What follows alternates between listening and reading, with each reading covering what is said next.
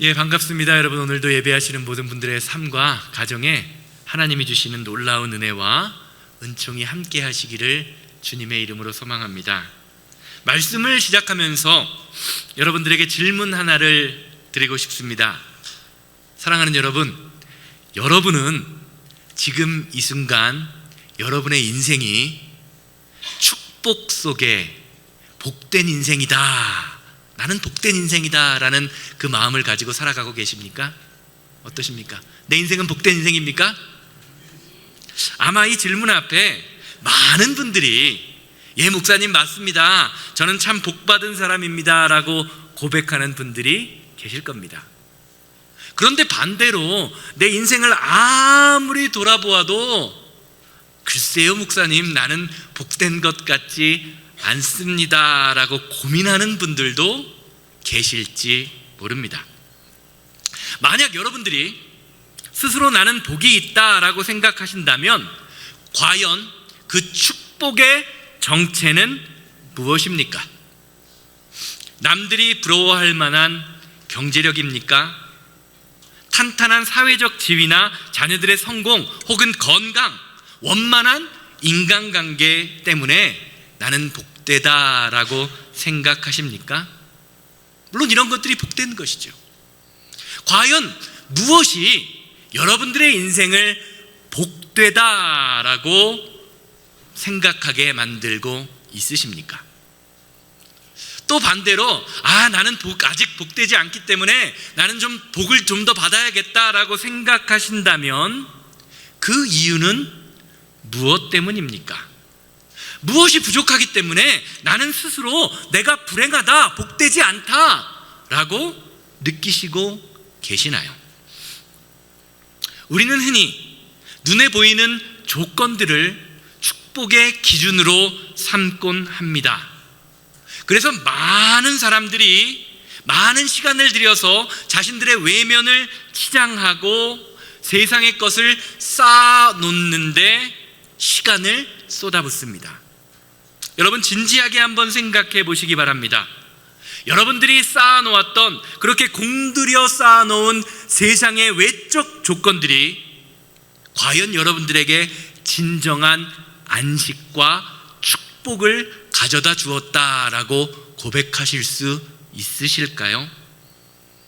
만약 물질은 풍요로운데 마음의 만족함이 없다면 그것이 과연 복받은 인생입니까? 명예는 있는데 사람들에게 존경을 받지 못한다라고 한다면 과연 그것을 복된 인생이라고 말할 수 있겠냐라는 말입니다. 내가 결혼하고 싶은 원하는 배우자를 만났습니다. 그런데 살다 보니 사랑이 메말라 갑니다. 그러면 과연 그것이 복된 것입니까? 자녀는 남부럽지 않게 성공했는데 1년에 한 번도 얼굴을 보지 못할 만큼 힘들다면 과연 그것이 복된 인생이라고 말할 수 있습니까? 과연 축복은 정말로 외적인 조건, 눈에 보이는 것에 있는 것입니까? 아니면 내적인 마음의 상태에 있는 것입니까? 스스로에게 한번 질문해 보시기 바랍니다. 여러분, 성경 속에 수많은 믿음의 선배들이 있습니다. 아브라함, 야곱, 요셉, 다윗, 엘리야, 사도 바울, 예수님의 많은 제자들, 베드로와 요한, 야고보, 많은 믿음의 선배들이 있습니다. 여러분들이 보시기에 이 많은 성경의 인물들 가운데 누가 가장 큰 복을 받은 사람입니까? 누구를 닮고 싶느냐라는 말입니다. 저희 장인어른께서는 목사님이신데요, 다들 아시죠? 원래 이름이 성이 구씨에 이름이 제자, 집자를 쓰셨어요. 그런데 목회를 하시고 은혜를 받으시고 목회를 하시다 보니까 요한, 성경에 나오는 요한이 본받고 싶고 요한이 참 좋아서 본인의 이름을 실제로 법원에 가서 구요한으로 이름을 개명하셨습니다. 저희 아버님이 보기에 성경에서 가장 복받은 사람, 닮고 싶은 사람이 요한이었던 것입니다. 여러분들이 보시기에 성경에서 가장 복받은 인물은 누구이십니까? 만약 그렇다면 이 성경의 인물들 가운데 소유의 양으로 그 축복의 기준을 매겨야 할까요? 아니면 권력의 크기로 그것을 매겨야 할까요? 가장 오래 산 것을 기준으로 매겨야 할까요? 어떻습니까? 이렇게 질문을 던질수록 우리는 성경이 말하는 본질적인 복된 기준에 관해서 도달하게 됩니다. 그것은 무엇을 가졌느냐라는 것이 아니라 그의 인생이 하나님 앞에서 어떻게 살았느냐에 따라 복된 인생이다, 아니다 라는 것을 결정짓게 되는 것이죠. 잠언 15장 16절 말씀 함께 보시기를 바라요. 잠언 16장 15절입니다. 가산이 적어도, 재산이 적어도 여호와를 경외하는 것이 크게 부하고 번뇌하는 것보다 나으니라. 아멘인가요? 아멘 소리가 작네요. 우리는 생각하죠. 재산도 많고 여호와도 경외했으면 좋겠다. 그런데 성경은 말해요. 가산, 재산이 적어도 여호와를 경외하는 것이 훨씬 더 나은 것이라는 것입니다.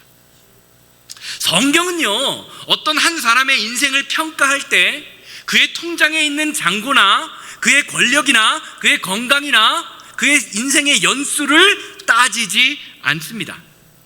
대신에 그에게 주어진 환경 속에서 그가 어떤 인생을 살았는지로 그 사람의 인생을 판단합니다.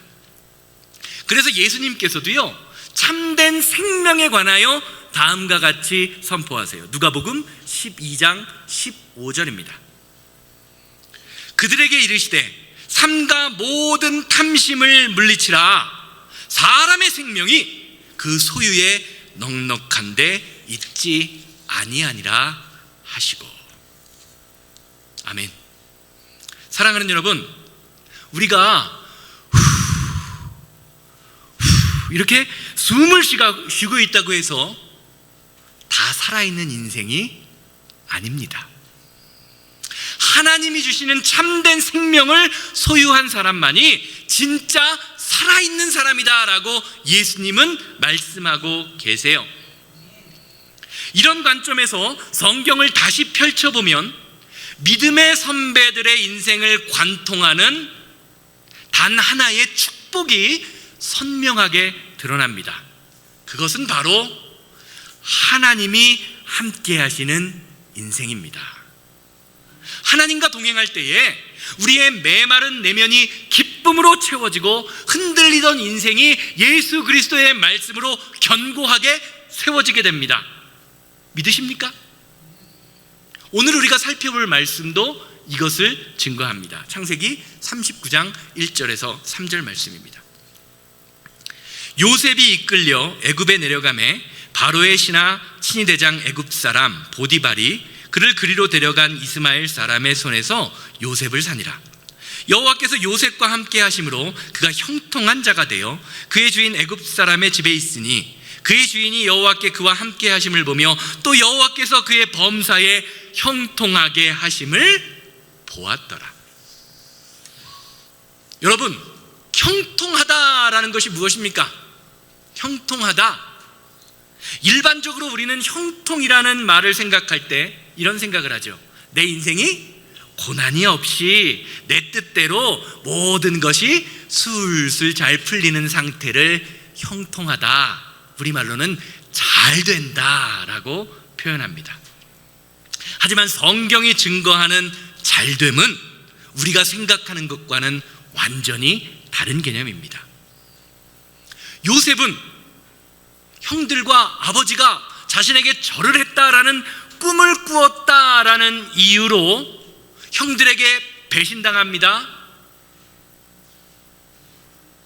이스마엘 사람에게 팔려서 낯선 땅 애굽 땅의 노예로 팔려옵니다. 겉으로 보기에는요, 최악의 실패이며 완전한 절망의 상태입니다.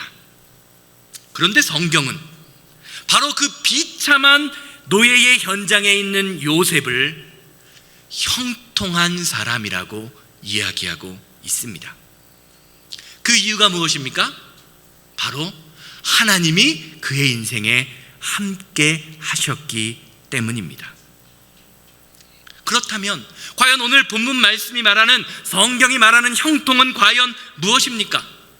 이 요셉의 형통을요, 시편 128편 1절에서 2절 말씀과 연결 지어보면 그 의미가 훨씬 더 선명해지는 것을 알 수 있어요. 시편 128편 1절에서 2절입니다.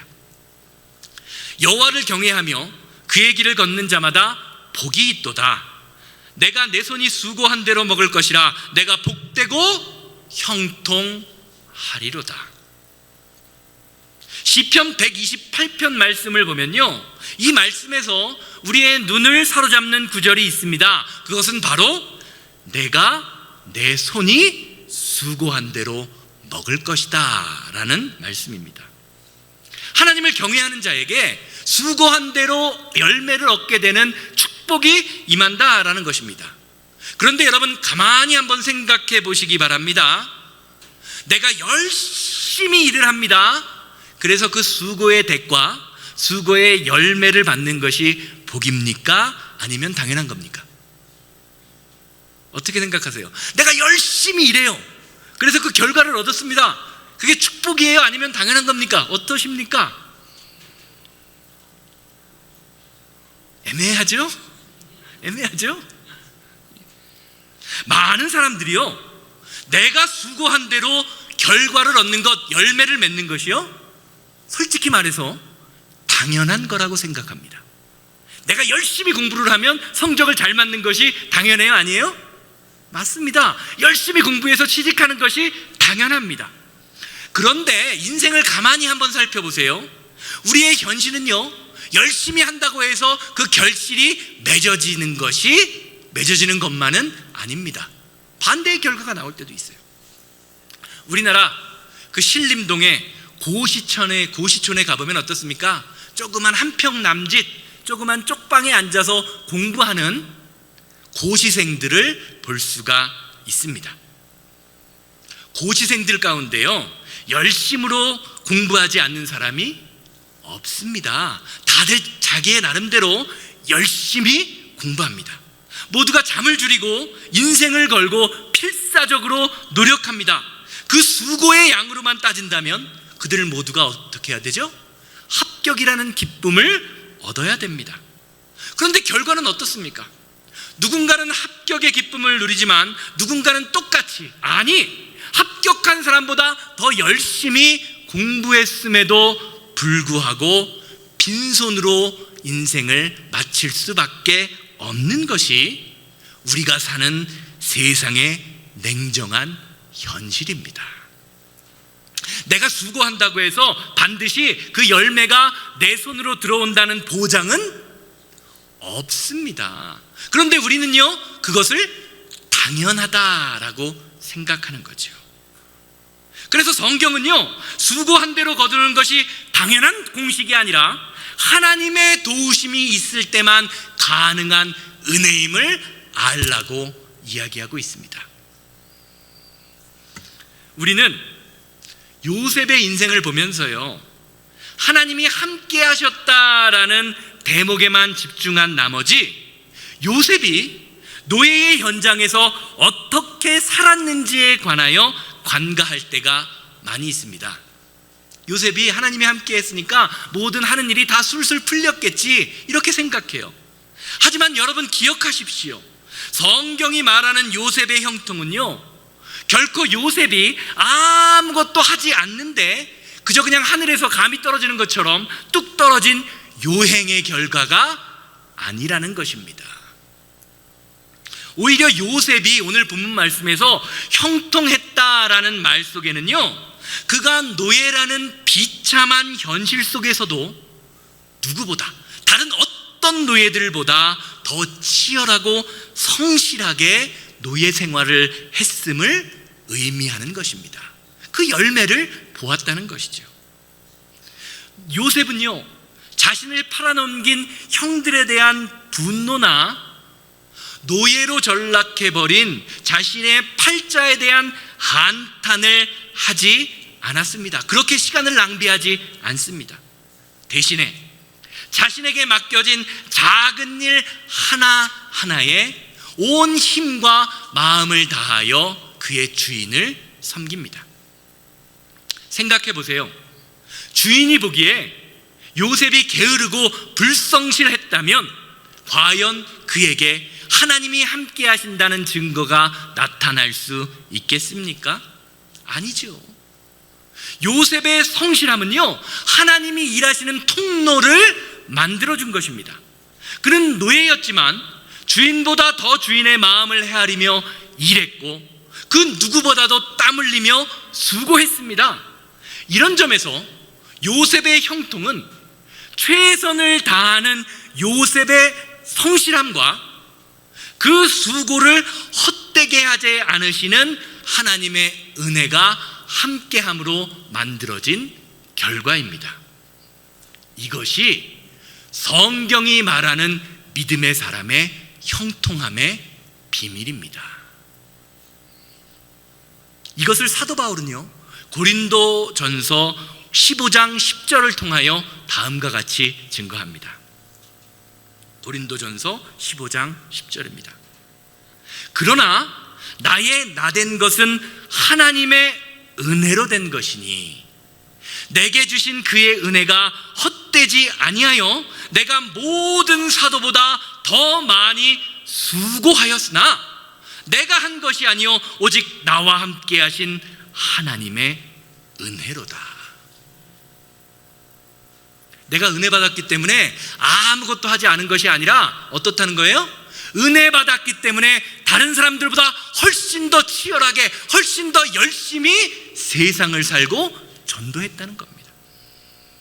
사랑하는 여러분, 믿음이 있다라는 것은요, 내가 가진 믿음 때문에, 내가 받은 은혜 때문에 내 주변에 있는 사람보다 더 열심히 수고하고 노력하는 것입니다. 믿음 있는 사람이 더 열심히 해야 된다는 거죠. 믿으십니까? 더 열심히 섬기고 더 열심히 나누고 더 열심히 베푸는 것이 믿음 있는 사람의 모습이요 형통함이라는 것입니다. 그리고 하나님은요, 그런 믿음의 사람의 수고를 헛되지 않게 하신다라고 약속하십니다. 무엇으로요? 세상의 풍성함이 아니라 믿음의 성숙, 하나님의 일을 하면서 누리게 되는 기쁨으로 우리에게 만족함을 주시는 것입니다. 왜냐하면 성경이 말하는 진짜 형통한 인생은 세상에서 성공하는 삶을 사는 것이 아니라 어떤 삶을 사는 것? 성숙한 인생을 삶으로 하나님께 드리며 나누며 이웃을 향해 헌신하며 기쁨을 누리는 삶이기 때문입니다. 이 기쁨이 우리에게 있어야 하는 것입니다. 하나님이 요셉과 함께 하셔서 그의 수고를 헛되지 않게 하십니다. 그를 형통하게 하신 궁극적인 목적은요, 단순히 노예 생활이 힘드니까 노예 생활에서 벗어나라, 그냥 보디발의 집에 관리를 하면서 성공한 관리인으로 살아라 라는 것을, 그러한 인생을 만들기 위함이 아닙니다. 노예 생활이라는 그 완전한 밑바닥의 인생에서도 하나님을 신뢰하는 법을 배우는 것, 철저히 실패했을 때, 철저히 망한 그 순간에 어떻게 하나님을 신뢰하는 것이 하나님과 함께하는 인생인지를 배우게 하시는 시간이었습니다. 그래서 요셉의 인생을 통하여 그 주변에 있는 모든 사람들이 하나님이 함께 하시는 인생이구나 라는 것을 깨닫기를 원하셨던 것입니다. 이것이 요셉과 함께 하신 이유예요. 이어지는 말씀 4절에서 5절 말씀 보세요. 요셉이 그의 주인에게 은혜를 입어 섬김에 그가 요셉을 가정 총무로 삼고 자기의 소유를 다 그의 손에 위탁하니 그가 요셉에게 자기의 집과 그의 모든 소유물을 주관하게 한 때부터 여호와께서 요셉을 위하여 그 애굽 사람의 집에 복을 내리심으로 여호와의 복이 그의 집과 밭에 있는 모든 소유에 미친지라. 오늘 말씀 창세기 1장부터 6절 말씀을 가만히 살펴보면요, 참 흥미로운 사실을 볼 수가 있습니다. 오늘 말씀에서 성경은요, 1절 말씀을 통해서 요셉의 주인의 이름이 뭐라고요? 요셉의 주인의 이름이 뭐죠? 보디발이라는 요셉의 주인의 이름을 밝힙니다. 그런데 첫 번째 1절에서 애굽 사람 보디발이라고 이름을 밝힌 이후에 2절부터는요, 2절과 5절 말씀을 보면 그의 이름을 부르지 않고 그때부터는 뭐라고 불러요? 그 애굽 사람이라고 부릅니다. 2절에서는 주인 애굽 사람의 집에 있으니, 5절 말씀을 보면 그 애굽 사람의 집에 복을 내리심으로. 여기에는요, 놀라운 영적인 대조가 숨어 있습니다. 우리는 이것을 살펴보기 위해서 창세기 12장 하나님께서 아브라함에게 주셨던 언약의 관점에서 이 요셉의 인생을 재해석해야 합니다. 창세기 12장 2절에서 3절, 하나님이 아브라함을 부르시면서 아브라함에게 약속하신 말씀입니다. 내가 너로 큰 민족을 이루고 내게 복을 주어 내 이름을 창대하게 하리니 너는 복이 될지라. 너를 축복하는 자에게는 내가 복을 내리고 너를 저주하는 자에게는 내가 저주하리니 땅의 모든 족속이 너로 말미암아 복을 얻을 것이라 하신지라. 아멘. 성도는 예수 그리스도의 이름으로요, 다른 사람들에게 복을 미치는 사람입니다. 믿으십니까? 그 인생을 살고 싶으십니까? 그렇게 복을 미치는 인생 되시기를 주님의 이름으로 소망합니다. 하나님은요, 아브라함을 부르시면서요, 땅의 모든 족속이 너 때문에 복을 받을 것이다 라고 약속하세요. 이것이 바로 하나님의 사람 성도들이 이 땅에 존재하는 이유입니다. 즉 축복의 통로로서의 사명이 저와 여러분들에게 있는 것이죠. 이런 점에서 성경이 보디발을 계속해서 보디발이라고 부르지 않고 애굽 사람이라고 부르는 이유는요, 그가 당대의 최고의 문명과 풍요와 권력과 군사력을 자랑했던 애굽, 그러나 하나님이 없는 세상을 상징하는 인물이기 때문입니다. 애굽 사람 보디발, 세상적으로는 모든 권력과 부와 소유를 가진 갑과 을의 관계에서 보디발은 뭐예요? 완전한 갑입니다. 반대로 요셉은 어떻습니까? 아무것도 가진 것이 없는, 그저 그냥 한 15살 정도 되는 소년, 철저한 을이며 애굽 사람에 속하지 못하는 이방인입니다. 그런데 이 두 사람의 사이의 관계에서 세상에서는 일어날 수 없는 놀라운 일이 일어나고 있습니다.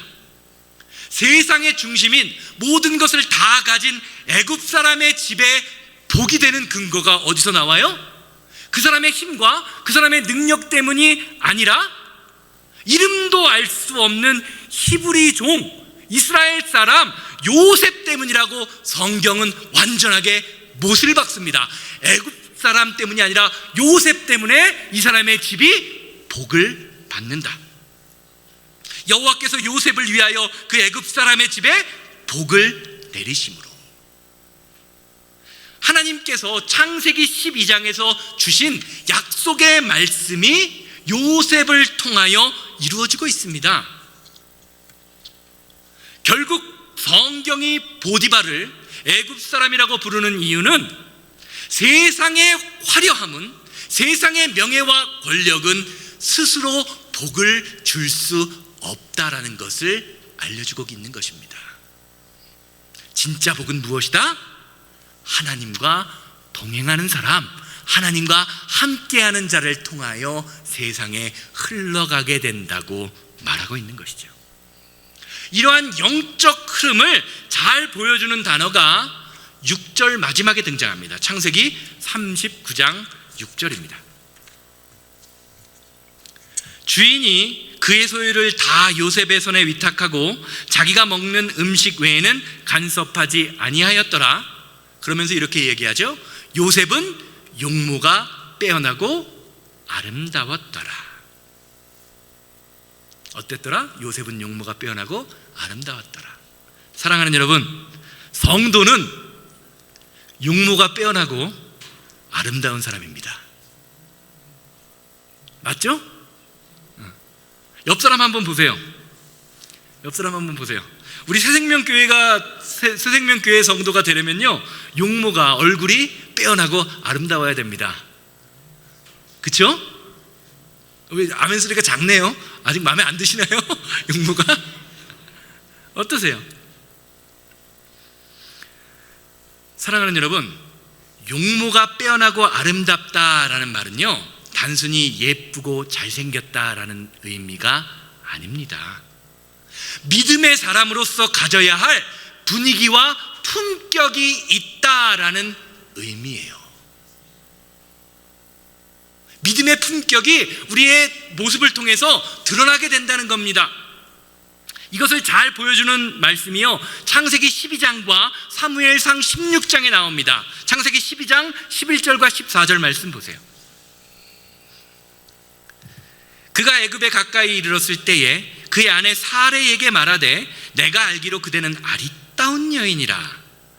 아브라함이 애굽에 이르렀을 때에 애굽 사람이 그 여인의 심히 아리따움을 보았다. 이 말씀은요, 아브라함이 애굽을 떠나서 가나안 땅에 들어가 애굽 왕 바로에게 자신의 아내 사레를 빼앗기는 장면을 보여주는 장면이에요. 그 설명하는 장면입니다. 아브라함이 바로에게 사레를 빼앗겼을 때 사레의 나이가 몇 살인지 아십니까? 몇 살인지 아세요? 20대? 30대 여인이었을까요? 아니에요. 65세입니다. 65세. 그런데 아브라함은요, 그리고 애굽 사람들은요, 사레의 모습을 보고 뭐라 그래요?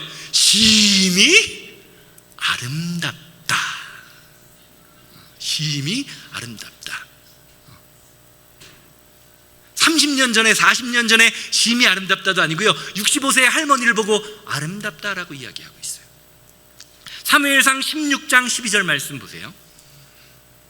이에 사람을 보내어 그를 데려오매 그의 빛이 붉고 눈이 빼어나 얼굴이 아름답더라.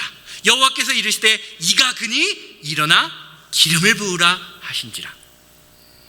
이 장면은요, 사울이 타락함으로 말미암아 새로운 왕을 뽑게 되었을 때 다윗이 왕으로 책정되어 기름 부음 받는 장면입니다. 그런데 다윗은 어떤 사람이었죠? 형들이 보기에, 심지어는 아버지가 보기에도 왕이 될 만한 자질을 갖추지 못하고 외모를 갖추지 못했던 어린아이였어요. 그런데 성경은 다윗의 모습을 보면서 뭐라고 이야기합니까? 얼굴이 아름답다라고 이야기합니다.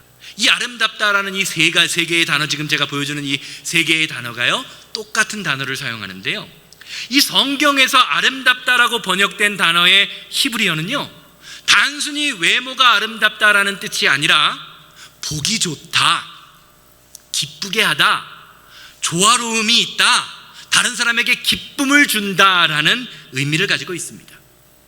즉 성경이 말하는 아름다움은요, 믿음의 사람에게서 풍겨나는 전체적인 분위기와 삶에서 흘러나오는 조화와 균형, 그리고 다른 사람의 마음을 편하게 하는 품격을 사용할 때 이야기하는 단어가 아름답다라는 단어의 의미입니다.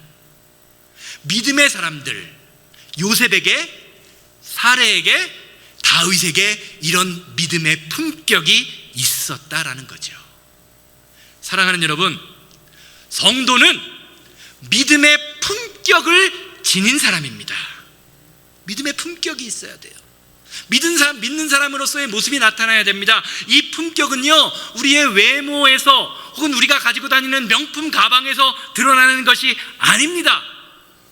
저와 여러분들이 다른 사람을 향해 하는 말과 행동과 태도를 통하여 이 믿음의 품격이 드러나게 되어 있습니다. 중요한 것은요, 이 믿음의 품격, 이 아름다움을 볼 수 있는 눈이 저와 여러분들에게 있느냐 하는 겁니다. 오늘 본문 말씀 보세요. 오늘 본문을 보면요, 요셉을 바라보는 두 가지의 시선이 존재합니다. 첫 번째는 주인 보디발의 시선이에요. 그는 비록 이방인이었습니다. 그러나 요셉을 통해서 하나님의 일하심, 요셉의 그 아름다운 품격을 보았습니다. 요셉의 그 거룩함, 요셉의 그 성실함 이면에 있는 거룩한 품격을 보았기에 자신이 가지고 있는 모든 소유를 요셉에게 맡깁니다. 그러나 그의 아내는 달랐습니다. 보디발의 아내는요, 요셉의 외면적인 아름다움만 봅니다. 그러다 보니까 요셉의 안에 흐르는 하나님의 생명력과 영적 품격은 보지 못하고 요셉을 어떻게 생각해요? 단지 자신의 욕망을 채우는 도구로만 보고 있습니다. 사랑하는 여러분, 세상이 요셉을 바라보는 이 두 가지의 시선은요, 우리가 이 세상을 살아가면서 어떻게 세상을 살아가야 하는지에 대한 숙제를 던져줍니다. 세상은 단지 우리를 쓸모있는 도구로 보거나 겉모습만 가지고 판단할지 모릅니다. 그러나 우리가 하나님과 동행한다면 우리는요, 보디발의 아내와 같은 유혹을 단칼에 거절할 수 있는 거룩한 아름다운 거룩한 믿음의 품격이 생기게 되는 것입니다. 이것이 성도의 힘이에요. 창세기 39장 9절 말씀 보시기를 바랍니다. 이 집에는 나보다 큰 이가 없으며 주인이 아무것도 내게 금하지 아니하였어도 금한 것은 당신뿐이니 당신은 그의 아내임이라. 그런즉 내가 어찌 이 큰 악을 행하여 하나님께 죄를 지으리까. 사랑하는 여러분, 이제는 성경이 말하는 형통함이 보이고 느껴지십니까? 형통함이란 내가 원하는 것을 다 가지는 인생, 혹은 내가 하고 싶은 것을 마음대로 하면서 사는 인생이 아닙니다. 어떤 자리에서도 하나님과 함께함을 깨닫는 인생. 그래서 세상에서 어떤 유혹과 어려움이 와도 죄를 짓지 않는 힘을 가진 인생, 그것이 성경이 말하는 진짜 형통함의 비밀입니다. 요셉은요, 노예였습니다. 그런데 죄의 종이 되지는 않았습니다. 예수님 말씀하시죠? 요한복음에서 죄를 짓는 자마다 다 뭐다? 죄의 종이다. 요셉은요, 억울하게 감옥에 들어갑니다. 그러나 타락한 인생이 되지는 않습니다. 사람의 기준으로는 완전히 밑바닥으로 내려가는 것처럼 보일지라도 하나님의 기준으로는 품격 있는 인생, 거룩한 인생을 살아가고 있습니다. 이것이 성경이 말하는 형통함의 비밀입니다. 이 형통함이 오늘 예배하는 모든 분들의 삶과 가정과 사업장에 함께하게 되기를 주님의 이름으로 소망합니다. 결론적으로 말씀드리겠습니다. 이 자리에 계신 이치흥 장로님은 아마 해군 출신이라 누구보다도 잘 아실 겁니다. 여러분들 크루즈 여행 가보셨어요? 크루즈 여행. 크루즈 저는 못 가봤는데 크루즈 여행을 가면 엄청나게 큰 축구장보다 더 큰 배를 타고 뭐 여행을 한다. 한번 기회가 되면 제 아내랑 아이들 데리고 가고 싶은 생각이 있는데, 거대한 군함이나 그런 크루즈 배를 보면요, 맨 밑바닥에요, 밖에는 보이지 않지만 거대한 창고가 있어요. 그쵸, 장로님? 거대한 창고가 있어요. 그 안에 뭐가 들어가는지 아십니까? 예, 맞습니다. 물이 들어갑니다. 평형수라고 하는 물이 들어갑니다. 긴 여행을 마친 배는요, 짐을 내리고 가벼워졌을 때 그 창고 안에 바닷물을 가득 채웁니다. 그래야만 다시 바다로 나갔을 때 무게중심이 아래로 잡히기 때문입니다. 평상시에는요, 배를 무겁게 만드는 짐처럼 느껴질지 모릅니다. 그것을 다 버리고 가면 더 빨리 연료를 줄이면서 갈 수 있을 것처럼 느낄지 몰라요. 그런데 먼 바다에 나갔을 때 집어삼킬 만한 커다란 파도가 그 배를 뒤집어 삼키고, 거친 폭풍우가 바람이 배를 흔들 때 그 배를 다시 제자리로 돌리는 것은 그 뱃속에 있는 평형수가 그 무게 중심을 잡아주게 되는 것입니다. 바닥이 비어있는 배는요, 작은 파도에도 흔들리고 넘어지지만 평형수가 든든히 채워진 배는 절대로 침몰하지 않습니다. 우리의 인생도 마찬가지예요.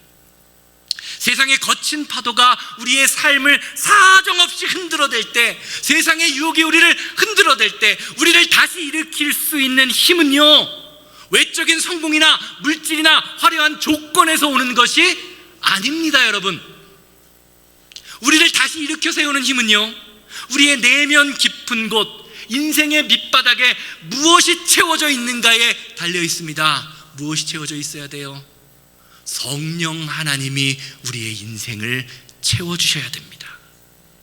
사랑하는 여러분, 여러분의 속사람은 무엇으로 채워져 있으십니까? 여러분들에게 주어지는 세상의 풍랑과 풍파와 많은 유혹 속에 여러분은 과연 안전하다고 느끼고 계십니까? 죄를 이길 수 있는 힘이 여러분에게 있느냐는 것입니다. 혹시 세상의 염려와 분노와 헛된 욕망과 미움과 시기, 질투와 같은 이 찌꺼기 같은 것들로 가득 차 있어서, 아니면 내 인생이 아무것도 없는 텅 빈 공허한 마음만 가득 차 있어서 작은 바람과 시련에도 이리저리 흔들리고 계시지는 않으신가요? 이제 우리의 빈 마음을 하나님의 영, 성령으로 채워야 합니다. 내가 사도 바울보다, 요셉보다 더 많이 수고할지라도, 내가 우리 교회에서 가장 많은 봉사와 헌신을 드릴지라도 이 모든 것이 하나님의 은혜 때문입니다 라고 고백할 수 있는 그 성숙함이 우리의 마음속에 있어야 하는 것입니다. 하나님이 우리에게 오늘 말씀을 통해서 주시기 원하는 형통은요, 야, 새생명교회 성도들아, 나 믿으면 너 잘 되게 해줄게, 네 자녀들 아주 성공하게 해줄게, 원하는 것 다 이루어줄게 라고 약속하시는 성공의 축복이 아닙니다. 대신에 주시는 약속이 있어요. 뭐예요? 내가 너희와 영원히 함께 할 것이다. 힘들고 어렵지만, 지치지만, 세상에서 많이 어렵지만 내가 너와 함께 있어, 내가 너를 도울게, 내가 너를 다시 일으킬 것이다 라는 그 약속의 말씀을 주고 계십니다. 세상에서 가장 복된 사람은요, 원하는 것을 다 이루는 사람이 아니라 주님이 주신 약속을 붙들고 주님과 함께 이 세상을 살아가는 사람입니다. 우리는 세상에서 가장 성공한 사람은 될 수 없을지 모릅니다. 저도 나이가 이제 40, 46, 7 됐고요. 여기 계신 분들 뭐 70 넘으신 분들 있고 80 넘으신 분들도 있고, 요 청년들 빼면, 요 청년들은 뭐 모르죠. 세상에서 가장 성공한 사람이 될 수도 있어요. 그렇게 되기를 또 바랍니다. 손을 흔들면서 난 될 거예요 그러고 있는데, 제가 세상에서 가장 성공한 대형교회의 목회자는 될 수 없습니다. 그런데 우리는요, 세상에서 가장 축복받은 인생으로 살아갈 수는 있습니다. 여러분, 이 진실을 믿으시고 오늘 하나님 앞에서 진정으로 복들 선택하는 저와 여러분들 되기를 주님의 이름으로 소망합니다.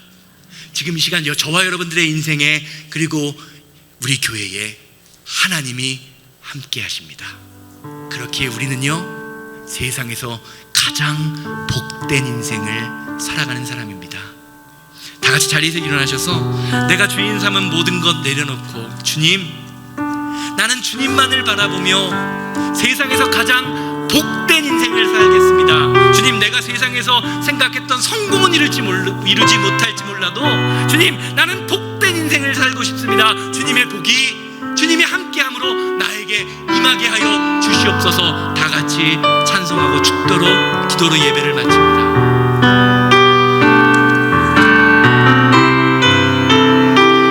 내가 주인 삼은 모든 것 내려놓고,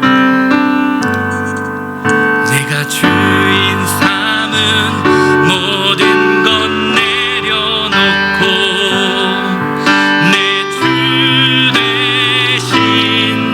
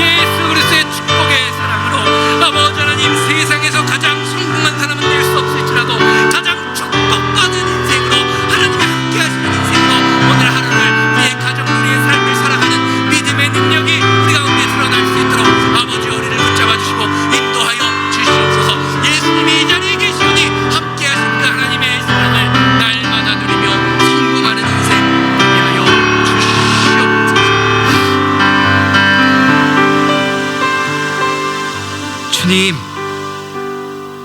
우리는 지금까지 형통함이 잘 되는 것이 세상에서 내 마음 먹은 대로 일이 풀리고 내 생각대로 되는 것인 것 마냥 착각하고 살았습니다.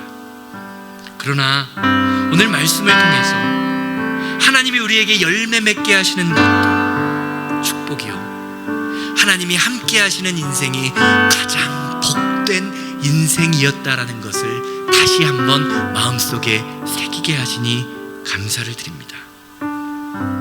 어떤 상황 가운데에서도 주님을 바라보며 주님을 인식하며 살아가는 믿음의 사람이 되게 하셔서 세상에서 가장 성공한 사람은 될 수 없을지라도 가장 복받았다고 고백할 수 있는 믿음의 사람들이 오늘 예배하는 성도님들 되게 하여 주시옵소서. 이제는 우리 주 예수 그리스도의 은혜와 아버지 하나님의 거룩하심과 성령님의 감화감동 역사하심이 하나님과 함께함으로 세상에서 가장 복된 인생을 살기 원하는 우리 성도님들의 삶과 가정과 사업장 만나는 모든 사람들 위해 이제로부터 영원토록 함께 있을지어다. 아멘.